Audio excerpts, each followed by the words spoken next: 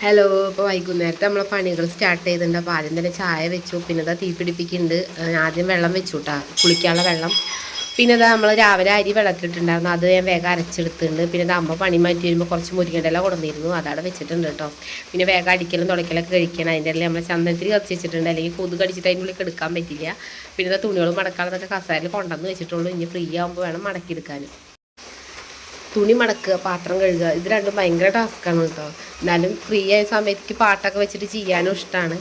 അപ്പോൾ അതാ ഇടയ്ക്ക് പാട്ട് വെച്ചിട്ട് ഇങ്ങനെ മടക്കും, അല്ലെങ്കിൽ കുട്ടികളെ പഠിപ്പിക്കുന്ന നേരത്ത് മടക്കും. അപ്പോൾ ഇന്നൊരു സ്നാക്സ് ഉണ്ടാക്കുന്നുണ്ട് കേട്ടോ. ഞാനൊരു 3-4 കൊല്ലം മുന്നേ വീണാസ് കറി വേൾഡ് എന്ന് പറഞ്ഞാൽ നമ്മളൊരു ചാനലുണ്ടല്ലോ, വീണ ചേച്ചിയുടെ.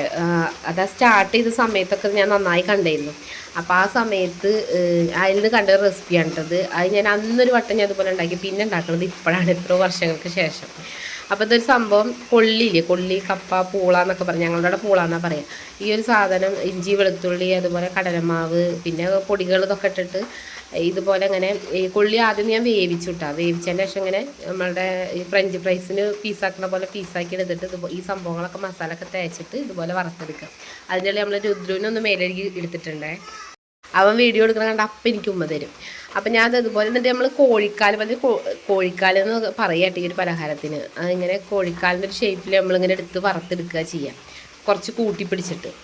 അപ്പോൾ അതിൻ്റെ ഇടയിൽ നമ്മൾ ഓരോ പണികൾ ചെയ്യുന്നുണ്ട്, വെള്ളം കൊണ്ടുണ്ടായിരുന്നു, അതൊക്കെ ചെയ്യുന്നുണ്ട്.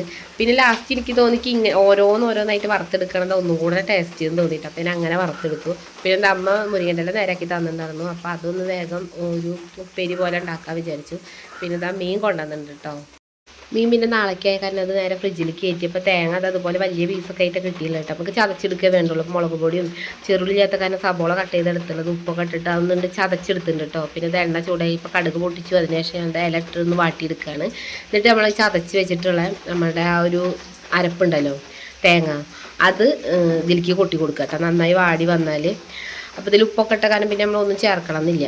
അപ്പോൾ അത് നന്നായിട്ട് ഇതിൽ ഇലയുടെ എല്ലാ ഭാഗത്തോണ്ട് യോജിപ്പിച്ച് പിന്നെ ഇറക്കി വെക്കുക. നല്ല രസമായിട്ട് കഴിക്കാൻ. അപ്പോൾ പണികളൊക്കെ കഴിഞ്ഞാൽ പാത്രം ഒരുപാടുണ്ടാവും. അപ്പോൾ അതൊക്കെ കഴുകി വെച്ച് ഞങ്ങളുടെ രാത്രിക്കത്തെ ഊണും കഴിച്ച് കിടക്കാൻ പോവാണ് കേട്ടോ. അപ്പോൾ അത് ഒന്ന് കറിയൊന്നും എടുത്തിലേക്ക്, ഇതുണ്ടെങ്കിൽ വേറെ കറിയൊന്നും വേണമെന്നില്ല. അപ്പോൾ വീഡിയോ ഇഷ്ടമായി ലൈക്ക് ചെയ്യുക, അതുപോലെ പുതിയ കൂട്ടുകാരാണെങ്കിൽ സബ്സ്ക്രൈബ് ചെയ്ത് സപ്പോർട്ട് ചെയ്യാം കേട്ടോ. അപ്പോൾ അടുത്ത വീഡിയോ ആയിട്ട് വരുന്നവരെല്ലാവർക്കും ബൈ.